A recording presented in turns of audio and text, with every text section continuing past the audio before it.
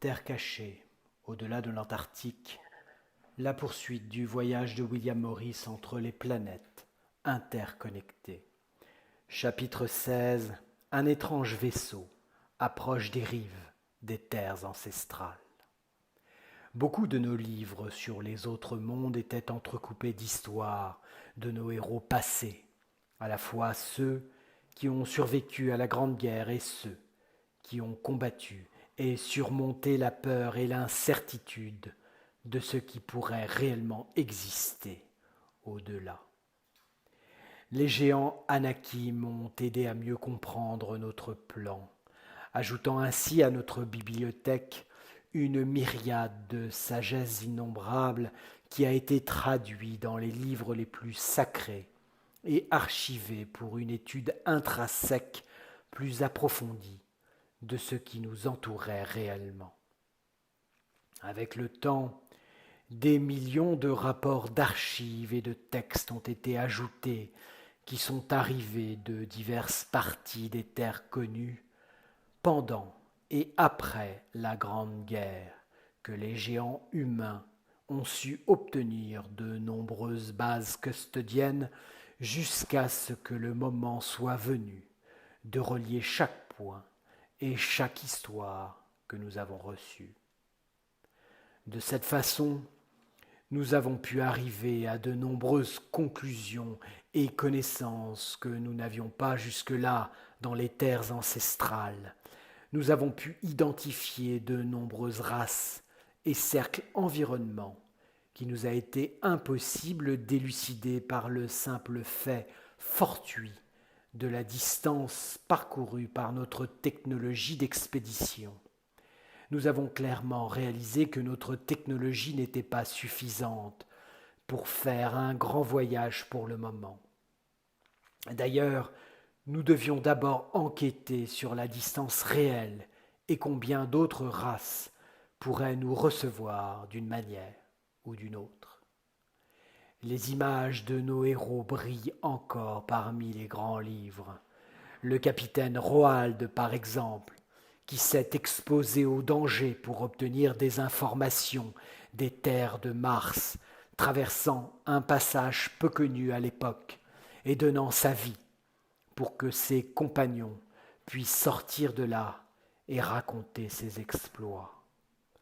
Beaucoup d'autres se sont sacrifiés pour que notre histoire et nos connaissances continuent d'avancer et donc aussi, en plus de comprendre ces mondes qui nous entourent, qu'ils puissent atteindre également le point de la technologie où nous pourrions aller plus loin et pouvoir aider les humains de nos terres d'origine. Le point de pouvoir couper les réinitialisations à jamais était sans doute l'une des plus grandes raisons de pouvoir acquérir de plus en plus de connaissances sur notre environnement. C'étaient des missions très complexes et pour cette raison, il n'était pas très courant d'envoyer des hommes pour l'expédition traversant les deuxièmes murs de glace. Nos connaissances ont été acquises au compte-gouttes. C'était très lent et nous devions en quelque sorte en comprendre beaucoup plus sur notre environnement à l'intérieur du grand dôme. Mais, sans s'y attendre, un jour, notre chance tournerait à jamais. Cette histoire est intacte et peut aussi apporter plusieurs réponses, car elle converge aussi, en quelque sorte, vers toutes les informations que nous livrons progressivement. Un matin, je me suis réveillé très tôt, avec d'étranges murmures de l'extérieur de ma maison, près de ce que nous pourrions appeler le port principal d'embarquement. Mon père William et Butler étaient également à l'extérieur parmi la foule, criant d'excitation vers quelque chose qui s'approchait de nous. C'était une matinée claire, donc il y avait une grande visibilité, et à environ 500 mètres de la côte, un navire codé s'approchait. Certaines technologies avancées dans certains mondes permettent de cacher la forme réelle de l'objet, et de la changer en une forme générique ou en une qui ressemble à la culture du cercle environnement d'où il s'approche. Mais jusqu'alors, nous ne le savions pas. Nous l'avons vu en couleur noire sans aucune distinction venir vers nous à grande vitesse. Je n'ai même pas eu le temps de m'inquiéter qu'il puisse nous attaquer car William et le capitaine Butler étaient avec le personnel naval, attendant très calmement cette arrivée mystérieuse. Ce navire a soudainement changé et a adopté une forme très curieuse et s'est même déplacé vers la partie intérieure de la côte. Notre force navale était attentive, mais la silhouette montrait un être faisant signe vers notre position, sans sembler avoir l'intention d'attaquer. Cela faisait plusieurs secondes, mais je pense qu'en moi ça a duré beaucoup plus longtemps que cela. La tension à l'approche d'un navire inconnu était toujours extrême car nous avions vécu plusieurs mauvaises expériences dans un passé proche. Il était difficile de distinguer quel genre d'être nous rendait visite. Il convient de préciser que nous avions reçu plusieurs êtres de différentes parties de notre plan environnemental, mais cet être ne correspondait à rien de ce que nous avions vu auparavant. Il était sorti avec un sourire de loin.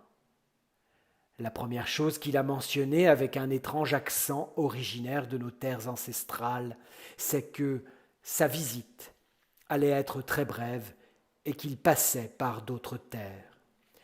Dès qu'il a parlé avec mon père et Butler qui l'accompagnaient, pour l'amener au bâtiment principal de la force navale et lui poser quelques questions quant à son véritable but ici. Suivant le protocole, ce n'était pas le moment de faire confiance à qui que ce soit, encore moins à un être dont on ne savait pas trop d'où il venait. Nous craignons qu'il ne soit envoyé par les races parasites Custodian ou Anunnaki pour obtenir des informations sur notre technologie, le nombre de citoyens, l'armée ou d'autres types d'informations. L'être est passé parmi les centaines de personnes qui étaient entassées essayant de s'approcher au plus près pour voir à la fois cet étrange vaisseau qui s'est pratiquement échoué sur nos rivages et aussi ce mystérieux personnage d'un ton bleuté qui nous rendait visite. Ses vêtements étaient totalement blancs, comme d'anciennes tuniques qui tombaient sur son corps élancé.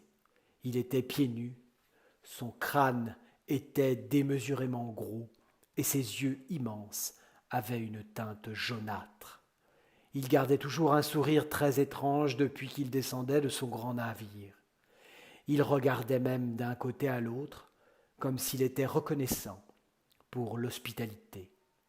Je ne peux pas mentir qu'il émanait de lui des vibrations de grande paix et de confiance.